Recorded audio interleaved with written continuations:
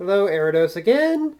And now we're going to be reviewing an Iron Factory toy. This one is the IF-EX27 Shrike's Feather, which is, of course, their take on Slipstream.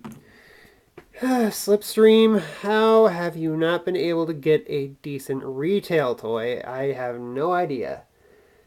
Everything has either been expensive import,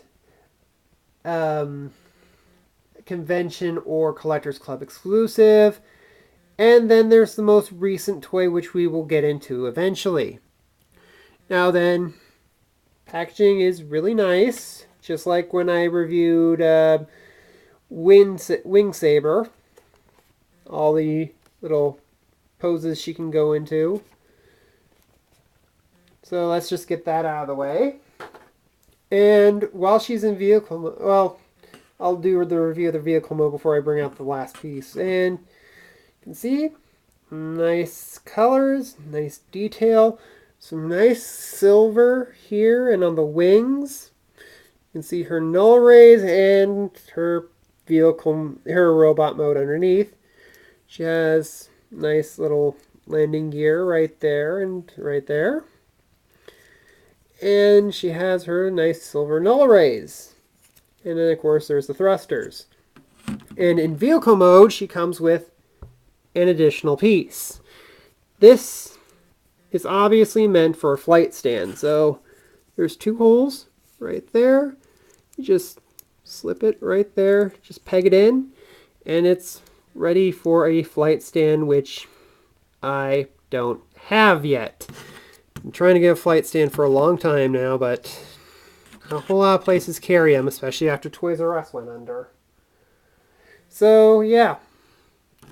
A nice little Slipstream. So, let's get her transformed. We'll fold the back here. Fold in the landing gear as we do. Now, we're not going to fold this all the way just yet. We're going to unpeg her arms, which there's little...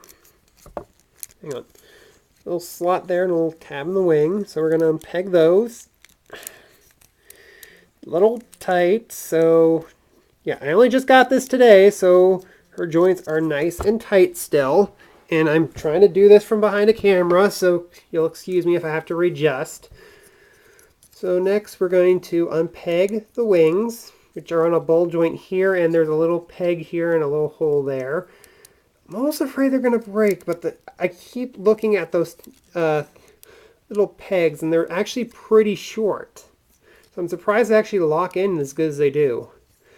Now then, we're going to grab onto the peg and flip up this panel right here. Make sure it flips up all the way so we have clearance. And next we are going to pull down the legs, and this is an interesting little piece. Look at the landing gear as I pull her legs up. They automatically fold in place as you pull her thighs out of her legs. So that is a very nice little detail, kind of an automorph gimmick. And on this size, that is impressive. We're going to fold the rear fins like so. Now we're going to take her feet and just fold them out from their thrusters. She has little high heels.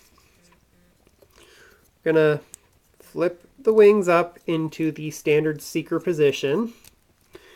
Now then, we're going to take the null rays off, and it is worth mentioning that this is thin. It doesn't feel brittle, but I don't want to take any chances because it can get pretty tight. I mean, when I had the blades for Wing Saber, they were pretty tight when I tried to put in the swords into the storage ports. But this doesn't feel as tight, but again, beware of that.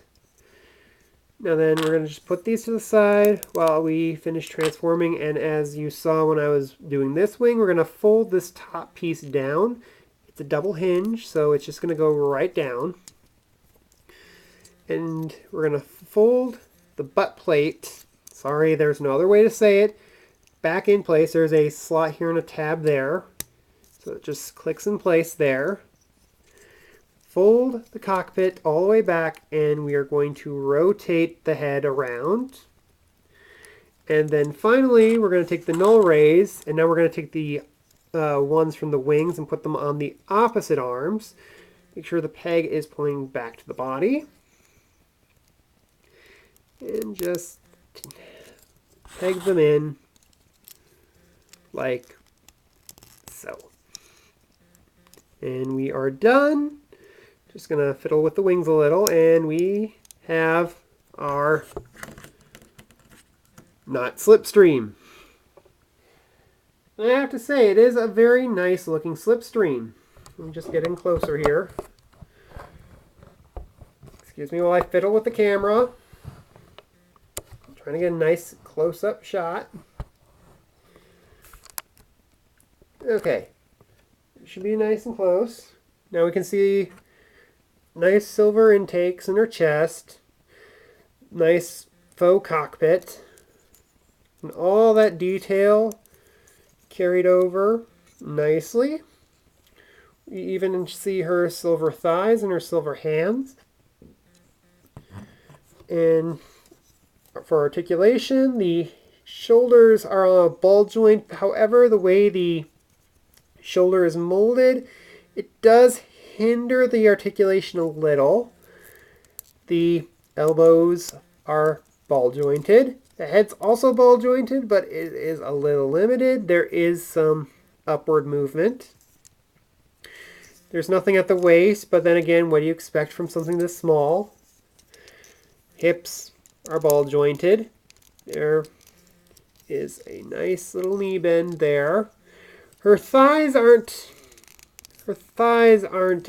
hinged, but again, kind of sacrifice had to be made in order for the transformation to work. And it is a very nice transformation, a nice looking third-party figure. So let's take some comparisons here, and I shall start with the other figure I own in the line, and that is Wing Saber right here. And as you can see, she is a bit taller. I did not expect that. She is she's actually very short. Now then, her legs are bent. Let's straighten them up, and yeah, she's still short. And it's not because of the wings either. I mean, look. She is a bit short. Oh, sorry there. So let's compare her with something else, shall we? Here's the Legion RID Starscream, which she's, oh, sorry. She's actually a little bigger. It's hard to get her to stand up right after you move her heels around, because the heels have to be solid to work. See, she's bigger than just a standard Legion. Let's get Cyberverse Legion Starscream, and that actually seems more to be in scale, because I can see her being shorter than Starscream, because Starscream's build is much larger. And if I recall, the Iron Factory the Iron Factory third-party Starscreams would be about this scale too. And just for let's see. Here's my Toonami SDVF-1S. That just doesn't look right because of the super deformed look of that.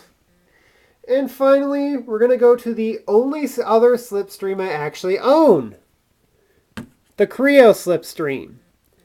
And you can clearly see the colorization is exactly as it's supposed to be. Why is it this was the only one I could actually get my hands on? Regardless, that is the Iron Factory Shrike's Feather. A very nice third-party Slipstream. I definitely would like to see Hasbro actually do a good Slipstream. And I did forget to mention one other fact. The Cyberverse Starscream? Yeah. Here's the thing. They're just going to take this and repaint it in Slipstream's colors and call it Slipstream. No remolding, no retooling, no nothing. What you're seeing here in Slipstream's colors. That's all they're going to do.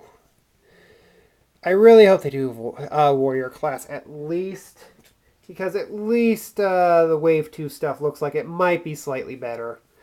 But that's enough about me complaining about Cyberverse. And I just noticed something. Her wing flaps are supposed to go back like that. But either way, it's flexible enough where you can do either way if you want it in a certain way. So it does have some nice little options there. Anyway, that is the review for the Iron Factory Shrike's Feather, and I will see you again next time. Bye!